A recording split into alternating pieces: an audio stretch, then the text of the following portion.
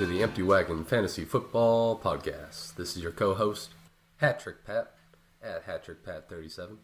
Joined with me, as always, is the two best fantasy football minds around. Brad Dad, follow him on Twitter at TackJones, and Josh the Boss, with tweets coming from at FFJoshHughes. If you like what you hear and want more hot takes, follow our show on Twitter at Empty Wagon Pod. Find us on Facebook, Empty Wagon Fantasy Football Podcast, and on Instagram, Empty Wagon Podcast. The keyboard is your weapon, and our mistakes are always your ammunition. Let's get this show started, this wagon rolling, handing it over to the best fantasy football minds around, Brad and Josh. Brad, take it away. All right, this is our first Skype teleconference episode. We'll see how this goes. So, Josh, why are we on the Skype here? You want to tell everybody out there in the community?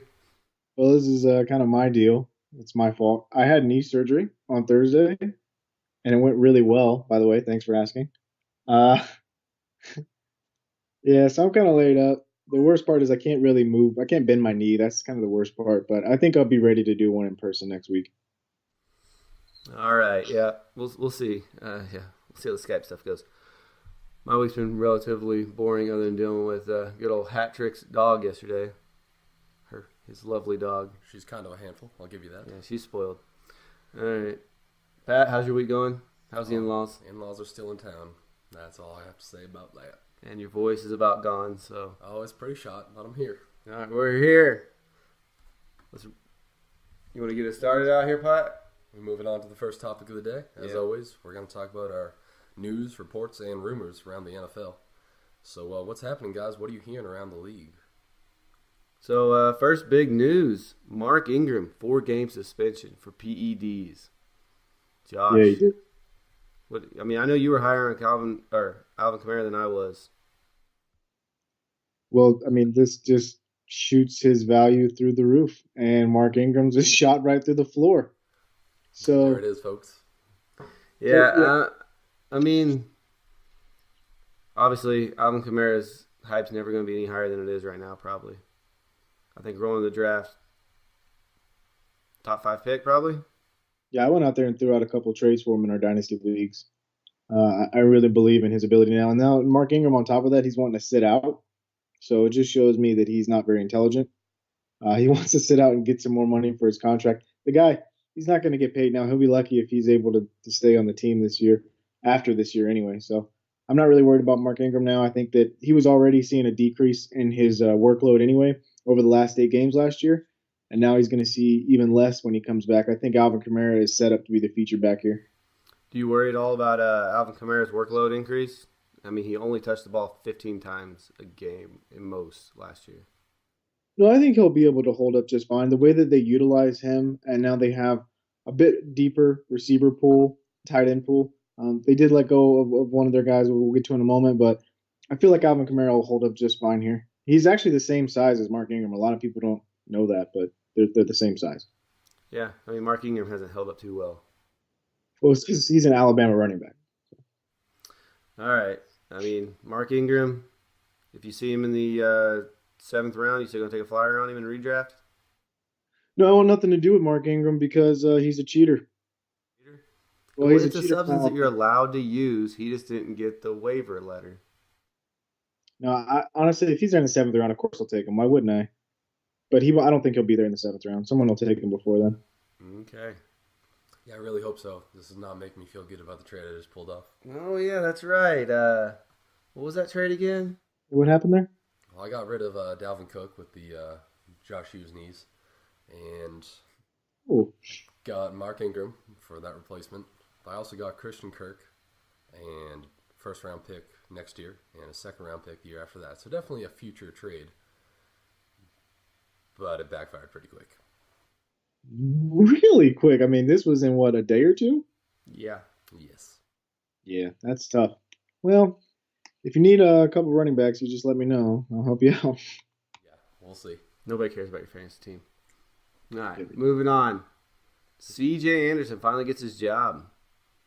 He's going to take over that Jonathan Stewart role in Carolina.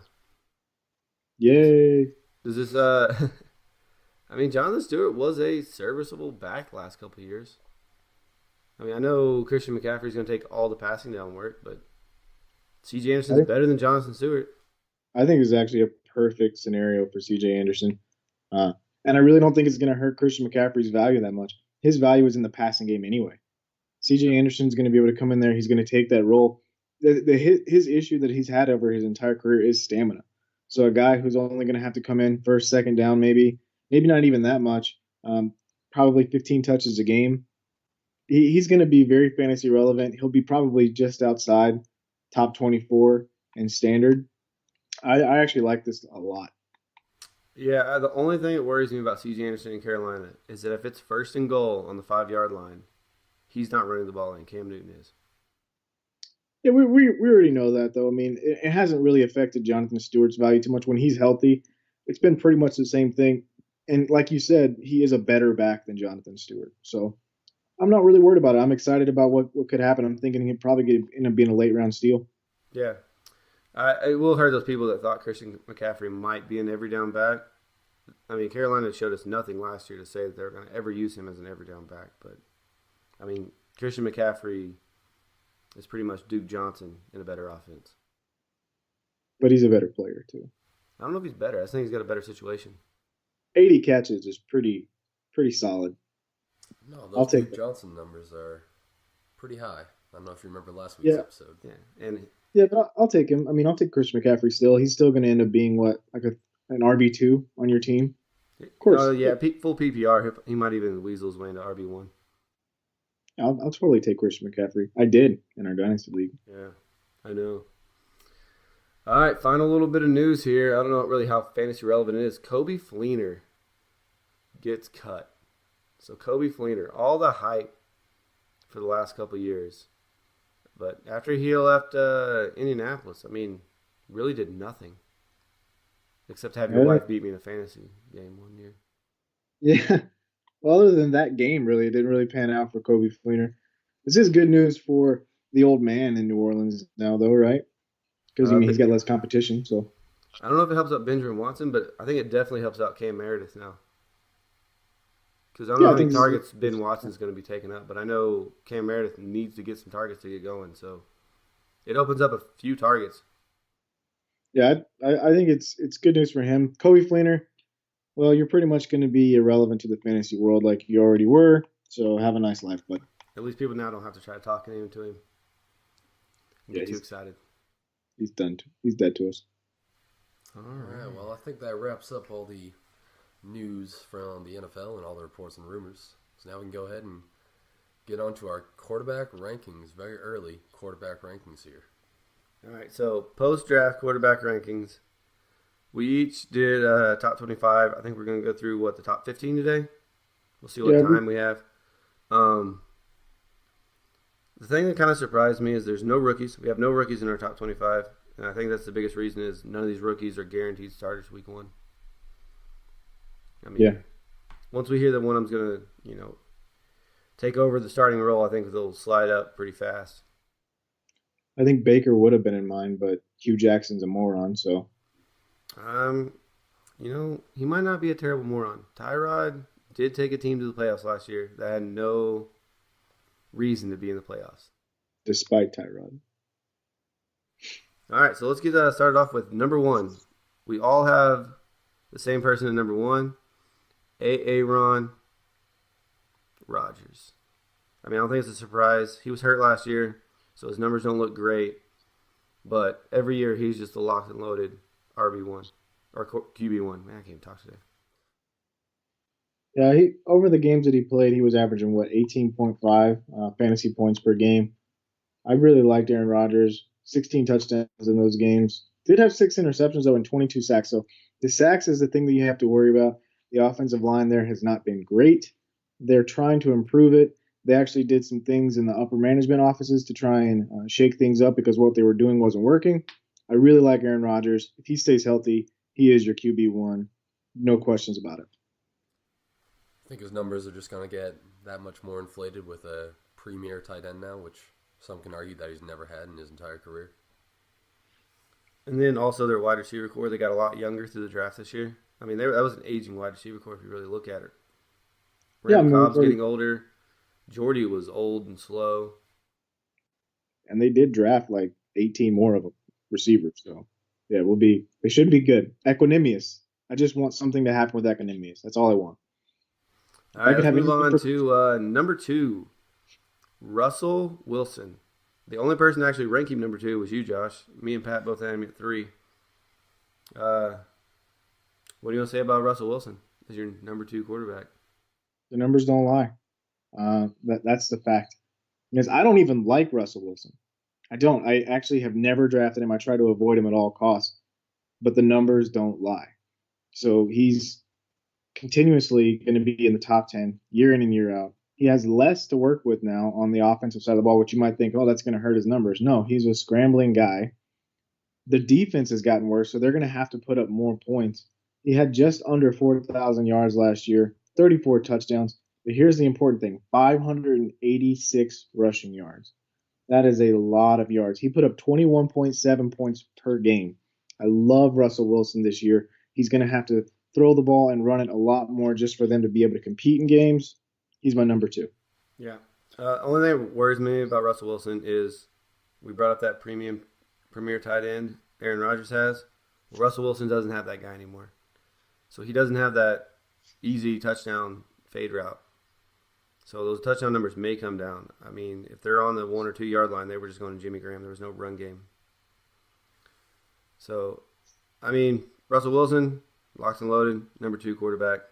Let's move on to the old man, Tom Brady, number 3. Pat, the New England Truther, actually had him the lowest at 4. He's a timeless wonder, but yeah, we'll get into that, why I had him a little lower. But he's still going to put up Tom Brady numbers. He's a timeless wonder. He's not 40, what is he, 41? 41, yeah. 4,500 yards, 32 touchdowns, and only 8 interceptions. And he's working out hard. He's going for that 1,000-yard rushing career mark. I think he'll get there this year. So, I mean, he doesn't turn the ball over. He's always safe. He's going to throw touchdowns. If Gronk's there, you can pencil him in for 30 touchdowns easy. I mean, in redraft, I'm never going to draft Brady because I'm never going to spend that draft capital on him, but you always get upset when you have to play against him. Oh, yeah. I mean, and he's just getting better like a fine wine. Say what you want to about the man, but he can put up numbers. He wins games. I've had him before, especially, 2 years ago? I had him for the suspension, and that was a late round steal for me. I was willing to put up with it. Tom Brady, number 3. He could easily slide up to number 1 by the end of the year or by the end of the offseason, excuse me. I love what he brings to the table. He's got Julian Edelman back. I think that he's going to be even more relevant. They're going to continue to use their running backs. They have 35 of them on the roster. So he's going to get plenty of numbers that way. Love Tom Brady. Love him. I think moving on, though, I think we go to a little tier break after Tom Brady. I mean, you guys agree? Those are probably your tier 1 quarterbacks there. And then moving on, it's kind of a different set of tiers. I would agree with that. Next one up is Cam Newton from Auburn. I mean, I don't know if people have heard about him. He's 100% of the offense in Carolina. I think it was week 7 or 8 before somebody other than Cam Newton was responsible for a touchdown. Either he had thrown the touchdown or ran the touchdown in. Love Cam. See, the thing with Cam is like he has a good year and he has a bad year. He has a good year and he has a bad year. I'm almost worried that this is going to be one of those bad years. They did try to improve his receiving core a little bit. Last year, they actually got rid of his number 1 target. They're getting smaller. They're getting better at route running now. I'm not really sure how this is going to turn out. I think a lot of this is going to be predicated on what happens with Greg Olson's health. I know that if Greg Olson's healthy, he'll get more passing numbers. If he's not, he's going to be forced to run the ball a little bit more. We'll see what happens here. But overall, Cam Newton still is a top quarterback, and you might be able to go ahead and get him a lot later than you'd be able to get some of these other guys, which is only going to help you in the long run if you take him in the 9th, 10th round. Pat, you're the lowest one on Cam Newton here at 7. You want to kind of explain? Me and Josh both had him at 4. You had him at 7. I just think there's better quarterbacks out there, numbers-wise. I mean, I know he is the offense in Carolina.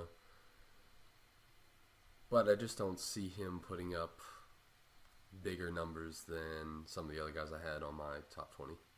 All right. Yeah, I understand that. I mean, his numbers aren't flashy usually. So let's move on to number 5. Yeah. Deshaun Watson. So, Pat, you were the highest. You actually had him at number 2 over Brady, all the way up there. Josh, you had him at 5, and then I was the lowest one. I'm at 8. Obviously, for me, it's health. That's what I'm worried about, is the health. The way he plays, if he can stay healthy. Getting beat up. I'm not worried about that at all. I love Deshaun Watson. I think his ceiling is so high. I mean, you're talking about a guy who had 24.1 points per game.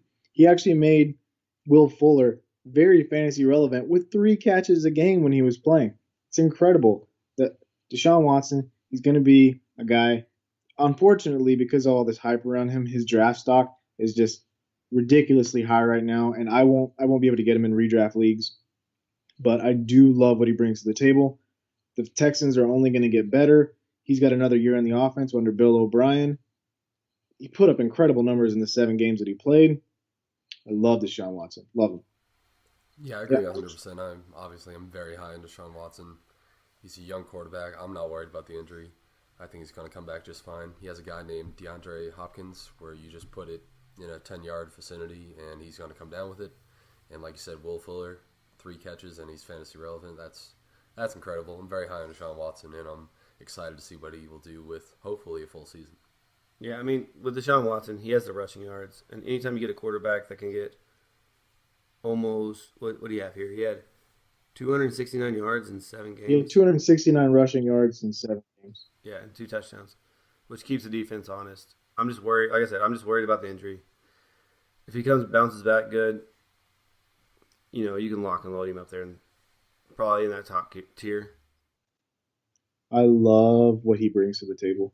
I mean, he's an incredibly gifted athlete, and I hope to see that he is healthy. And if I can work some deals for him in as many leagues as possible, I'm going to try and grab him. All right, let's move on to a guy who moved teams this year. Good old Kirk Cousins, Captain Kirk himself. You both had him at 6, and I actually had him up to 5. Twitter is going crazy right now with Kirk Cousins. I'm seeing people saying, tell me how he doesn't get 5,000 yards, how he doesn't throw. I mean, I don't think 5,000 yards is going to happen. I think his yardage number is actually probably going to go down a little bit. Just because of the way Minnesota plays, the run game they have, the defense they play. He's going to have a lot shorter fields than he had in Washington because they'll actually get turnovers and they'll actually stop people, unlike Washington, who couldn't stop anybody last year. Good job, Jay Gruden. But, 27 touchdowns last year, 13 interceptions, I believe. So, I believe those touchdown numbers are just going to go up this year.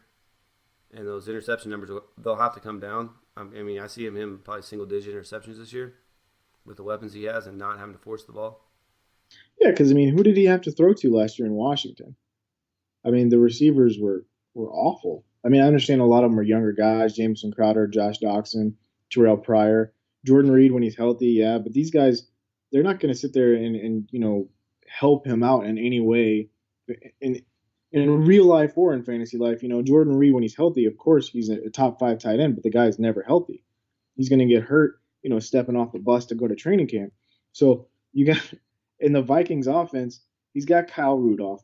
He's got Dalvin Cook. He's got 2 premier wide receivers in Stephon Diggs and Adam Thielen. I actually really do like the new spot that he has, but I do think that this does hurt his fantasy numbers because, like you said, defense is much better, so he's not going to have to throw the ball as much, and they have an awesome running game. Even if Dalvin Cook's not in there, Latavius Murray will be in there, and he'll be running the ball as well. But he does have better weapons, so it'll hurt his numbers a little bit, but I think he's going to be overall more efficient, which is what we were alluding to. Yeah. Honestly, I think his numbers are going to compare more to the guy we have coming up next because the guy coming up next actually had 100 less passing attempts, Carson Wentz, but numbers were very similar when you actually go to points per game. Carson Wentz was actually better. Carson Wentz didn't play the whole season. He missed games. But it's going to be similar to that because Philadelphia had a better defense. So let's get into Carson Wentz. I was the highest on him at 6. Pat, you had him at 9, and then Josh, you had him at 7, which puts him in our overall ranking of 7. Yeah. I'm kind of interested to see what Pat has to say about this. Hat trick, Pat. What's up? Well, obviously he got injured late in the season. They kept Nick Foles. They kept Nick Foles for a reason. They obviously don't think he's going to be around, at least for the start of the season. I think last report I heard was September. They're going to play Nick Foles, so he's not going to be back till October. So that right there, it's essentially like drafting a quarterback with a 4-game suspension. So that's why he's kind of a little bit lower on my list, even with those great numbers and, quite honestly, MVP caliber year he had last year. Yeah. The thing, like you said, with the injury with Carson Wentz, I mean, Coach Speak's going crazy right now with he'll be ready when he's ready. We're not pushing him along harder than he's going to go.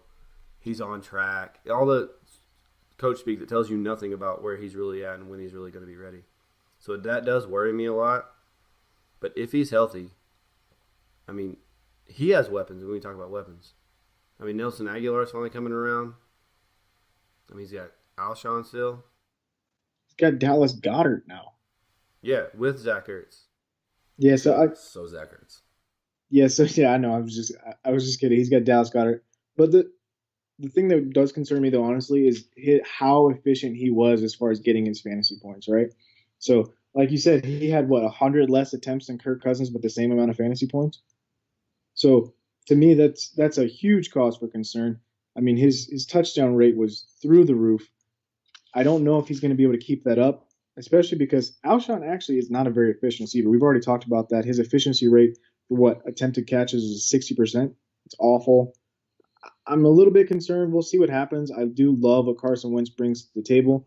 He's a Super Bowl winning quarterback, even though he was on the bench for it. But yeah, we'll see what happens. I don't know. I'm going to wait till I hear reports. I might drop him on my rankings a little bit based on his health.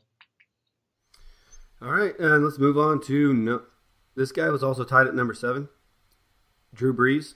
Josh, you had him at 10. You were the lowest. Pat, you were the highest at 5. And then I was right in the middle at 7 on him.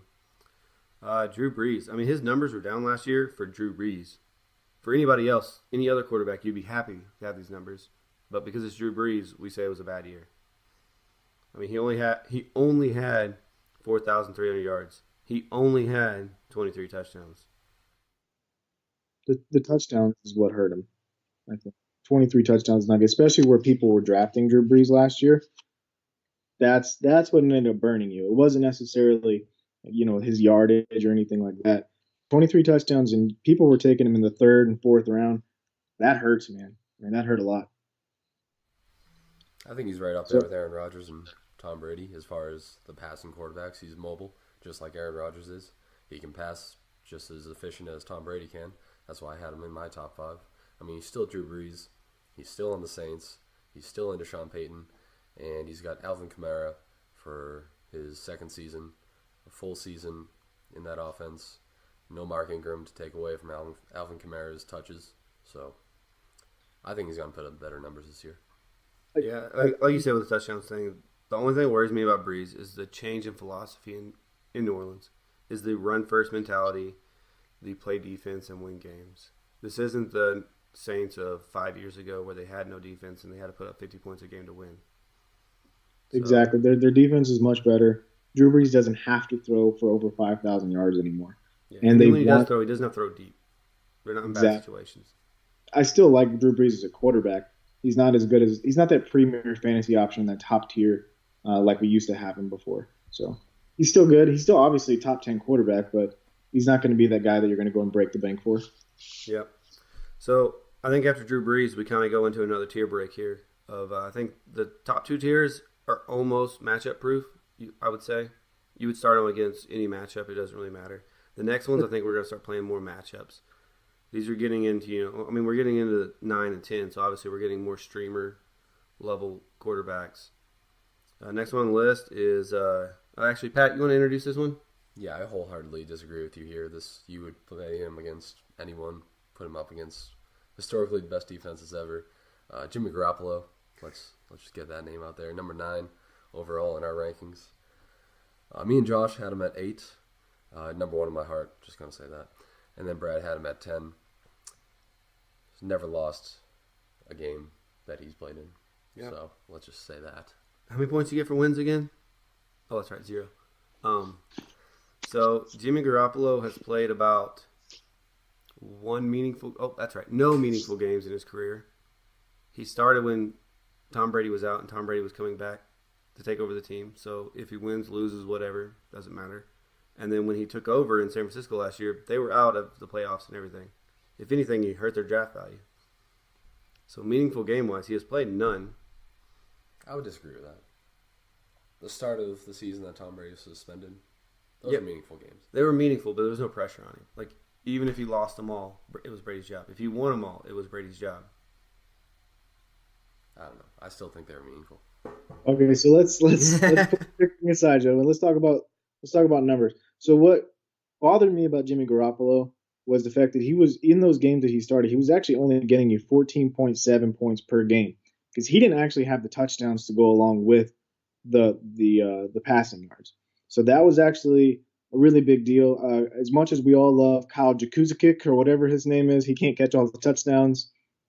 It actually, and his value ended up hurting the running backs as well because he quit throwing to Carlos Hyde as much. So I'm interested to see what's going to happen in the next year of Kyle Shanahan's offense. From what I understand, it's a very complicated offense, very complex. Hopefully, Jimmy Garoppolo will have a better understanding of it, be even more efficient. But a big deal is how bad that defense was as well, and him having to throw the ball as much.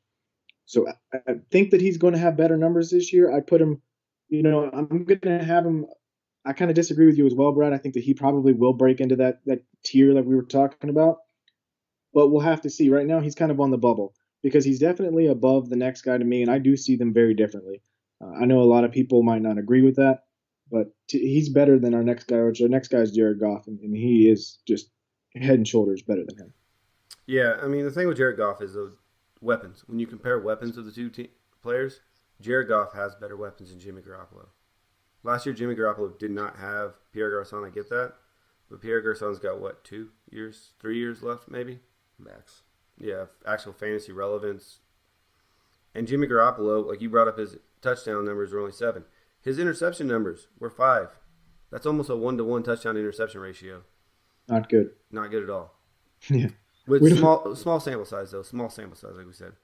I don't math good, but I know that's not good. The thing about Jared Goff that I like is the way that Sean McVay uses that offense. He can also check the ball down to Todd Gurley, and Todd Gurley can turn it into a 70-yard touchdown catch. True. He's got Cooper Kupp underneath. He's got Brandon Cooks now going deep, which you can say last year they had Sammy Watkins who could go deep. But the difference between Brandon Cooks and Sammy Watkins is when Brandon Cooks goes deep, he outruns defenders and he's wide open. When Sammy Watkins goes deep, he's usually still contested catch. So this is my thought right here. Even though I had him at 14, so you guys had him finishing as a QB1, right? So you guys had him both in your top 10. I had him at 14. I will bet money right now. We'll do a soda bet. That he finishes outside top 12. And a big part of that is because of his schedule. Last year, he had an amazing schedule, and that's actually what helped him a lot.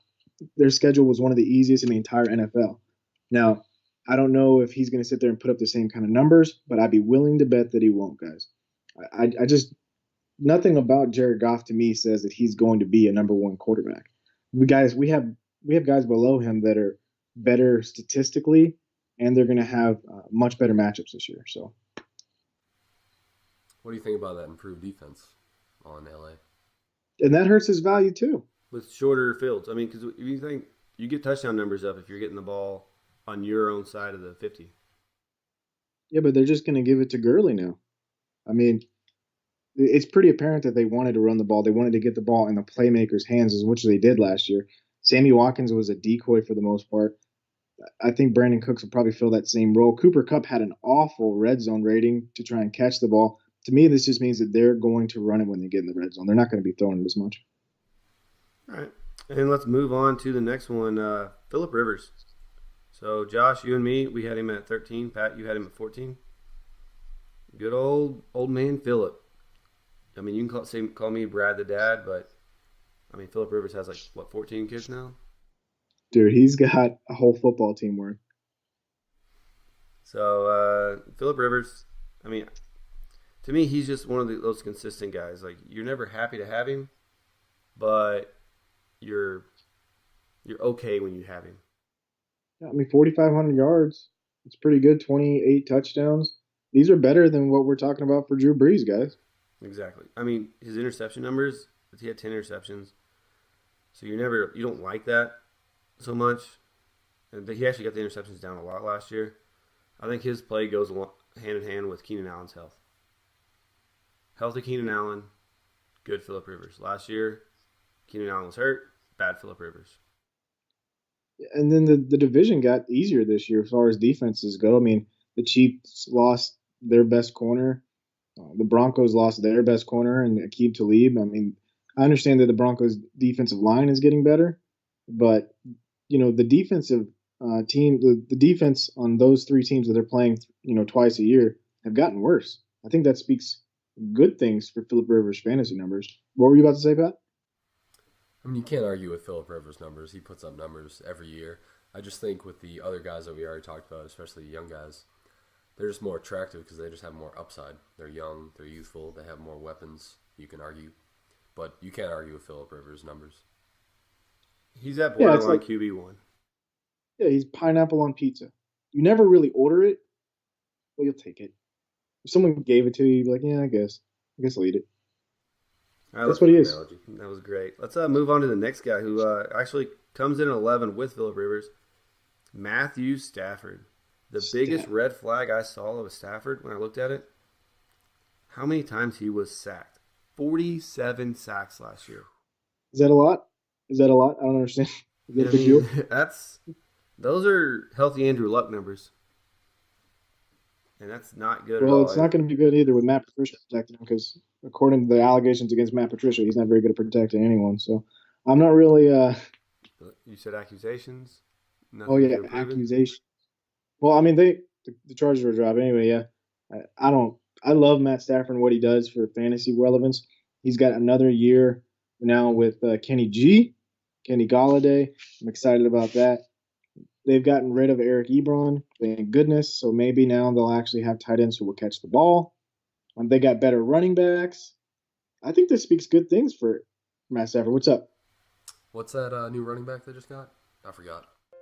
It's Kerryon Johnson. I know you probably wanted me to say LeGarry Blount, but no, not him. No one cares about LeGarrette Blount.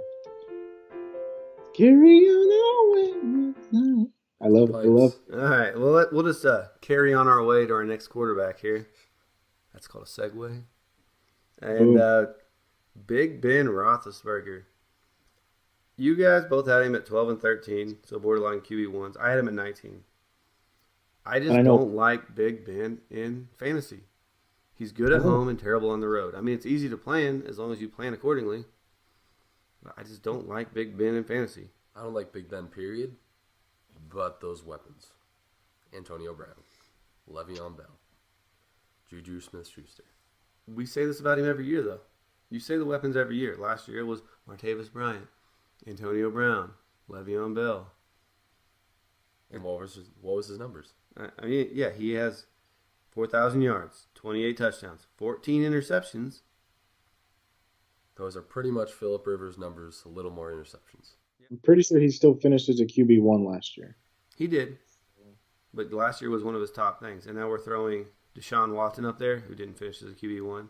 We're throwing Jimmy Garoppolo up there, who didn't finish as a QB1. Goes back to the youthful upside. Deshaun Watson was still a QB1 for like 3 or 4 weeks after he got hurt. That's how great his numbers were. Just to throw that out there, by the way. So Deshaun Watson, he's not part of this discussion. I don't like Ben Roethlisberger either because he's awful on the road. Even he doesn't understand why he's so bad on the road because he's talked about it in interviews and everything like that. But I think hopefully the whole thing with Mason Rudolph is going to end up sparking something in Ben Roethlisberger, and we're going to see one of the best years that we've seen out of him in a long, long time. I'm excited to see what he's going to do. Will I draft him? If he's there late, I'm talking 11th, 12th round, I'm going to take him and I'm going to pair him with a guy like a Dak Prescott, and I'm going to make this whole thing work. And I'm probably going to win a championship. So. Yeah, I don't know. Big Ben's never been an attractive quarterback to me in fantasy. Well, he's not an attractive guy. You're not trying to date him. I mean, Well, yeah, let's not get into that. Let's not get into his dating life. All right, moving on to Andrew Luck. This is pretty intriguing with these rankings. Now, let's move on to Andrew Luck. So, if it was up to you two, Andrew Luck is a QB1. Bingo. You had him at 9. Pat had him at 11. I had him all the way down 25 because he's not throwing a football. You're really good at fantasy, but you're not perfect, obviously. So. What? I mean, he's not throwing a football. How do you rank a guy in the top 15 who has not thrown a football since surgery? When he tried throwing one last year, they had to stop him from throwing football. Brad, you can take this one. Or sorry, Josh, you can take this one. Look, Andrew Luck is talented enough to be in this conversation. Sure, he hasn't thrown the football, but the Colts didn't go out and take a quarterback with their top pick like they could have. They traded down, which lets me know that they're well aware of his health. And if not, they already saw what they were getting out of Jacoby Brissett. They're not going to roll him back out there last year with and knowing what they got out of him when they could have taken another quarterback. Andrew Luck is going to be healthy. He's got the weapons, and he's going to deliver this year. If he's not healthy, of course he'll drop in the rankings. But right now, why would we sit there and say a guy who's healthy, who's finished as a top 10 quarterback every year that he's been healthy, why would we not have him in this conversation? To me, it just wouldn't make sense. Yeah, no. If he's healthy, he's easily probably a top 5 quarterback. But I can't put him in there. We're talking about the same organization that Peyton Manning had a neck surgery, and they let Dan Orlovsky and a bunch of other quarterbacks run around out there for a year. Curtis Painter? Yeah. So it went 0-16. Let's not say that this organization is the greatest about, hey, our quarterback might not be able to play this year. Jim Irsay. He's busy drinking and driving over there. You don't have time to scout talent. He's too busy freaking getting DUIs. I mean, that was one time. Yeah, they did draft a lot better linemen. They got Braden Smith. They got, they made improvements to their offensive line to try and protect Andrew Luck. They got a pair of guards. I think that they want to focus on that. They know that the window's already closed with Andrew Luck because they're not keeping him upright. But if he's healthy, he's going to be in the conversation. I hope so because I think this is only going to increase T.Y. Hill value as well. Yeah, I mean, you can say it's to protect Andrew Luck, but it also could be to protect Jacoby Brissett because last year he was one of the worst quarterbacks when he was getting when they were blitzing. Well, that's Bill Belichick's fault for not teaching him better. So. Yeah, obviously, yeah. Because Brady's not a mentor. Yeah, Brady's an awful mentor. Neither is Big Ben, apparently. Yeah. Let's move on to our next quarterback here. We got Patrick Mahomes from Kansas City, ranked here at number 15. Me and you, Josh, had him pretty much the same, 20 and 19. And then Brad disagreeing with us again, ranking him as high as number 9. I have him at 9. And let me defend myself here before you guys are both like, Alex Smith last year was your QB1 in the same offense. Alex Smith. Okay. Patrick Mahomes. Patrick Mahomes. I never were talking about Alex Smith. Yeah, but no. So we're talking about the same offense, right? Because he's taking over that same offense. All right. Patrick Mahomes, obviously younger, runs better than Alex Smith, who still runs really well. He's going to throw the ball. He's going to get touchdowns. His touchdown numbers will beat out whatever Alex Smith had last year, which was 26. I can see Patrick Mahomes with 30. Now, his interception numbers, obviously, Alex Smith only had 5. And Patrick Mahomes is probably going to be 10 to 15 interceptions. But if you're talking 30 to 35 touchdowns, I'll take 10 interceptions, 15 interceptions. And probably over 4,000 yards. That defense is going to be terrible next year. He's going to be throwing the ball every down. And Andy Reid loves to throw the ball. This is a bad situation. He's a rookie quarterback, and you've had him in your top 10. I understand what Andy Reid does. You have Deshaun Watson. Deshaun Watson proved himself. Because he got to, because he wasn't playing behind the QB1 last year. Okay, well, potatoes, tomatoes, all right? Let me tell you something, okay? Deshaun Watson, much better quarterback than Patrick Mahomes anyway. So they're End of year, Patrick Mahomes, higher rated quarterback in fantasy than Deshaun Watson. Hot takes. Heard it here first.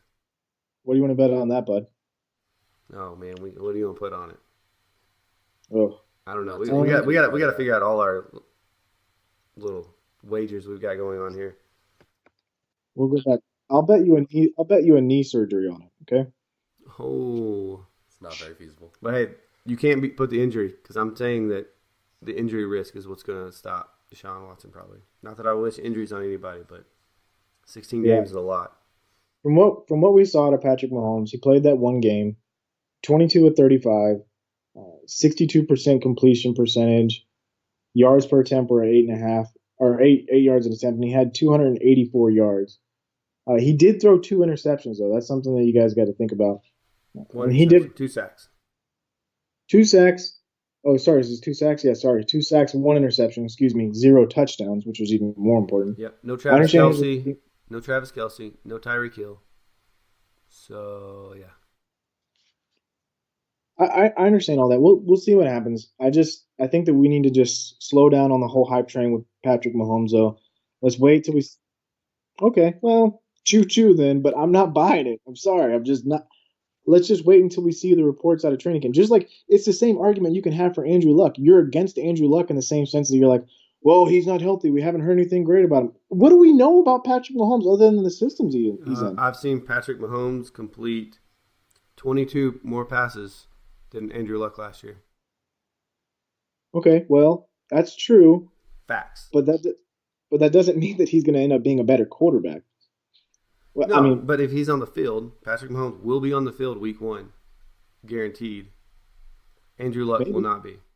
we'll see. You never know what could happen to Patrick Mahomes in training camp or preseason. So Yeah, we stuff don't know that. about anybody, but right now, Patrick Mahomes is locked and loaded to start week 1. Andrew Luck is locked and loaded to maybe throw a football sometime next year.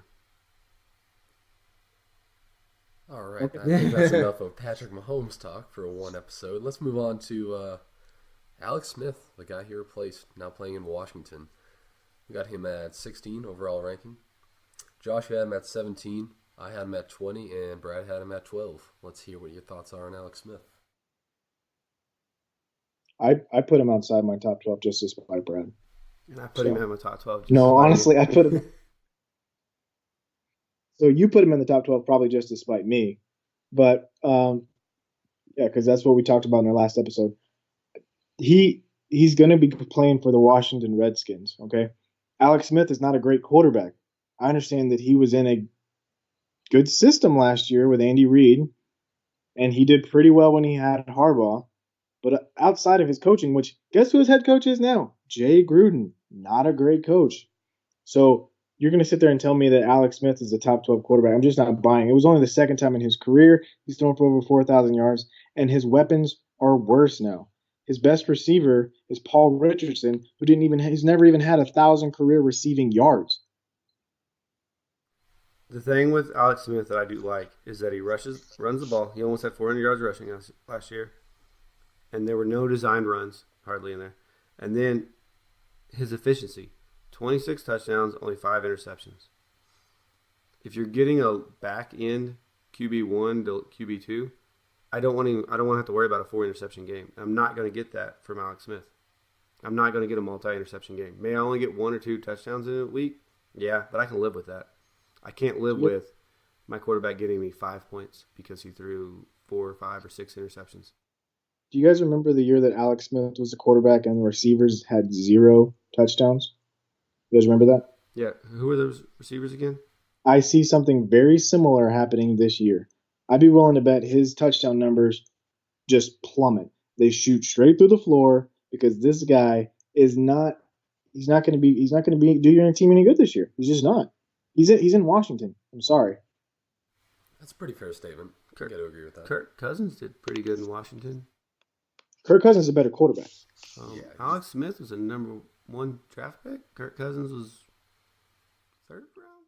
Okay, well, Tom Brady wasn't a number 1 draft pick, and he's one of the best quarterbacks of all time. So there goes your argument on that. Yep, you found the one other quarterback. Every other quarterback we've talked about, yep, that's 1st round.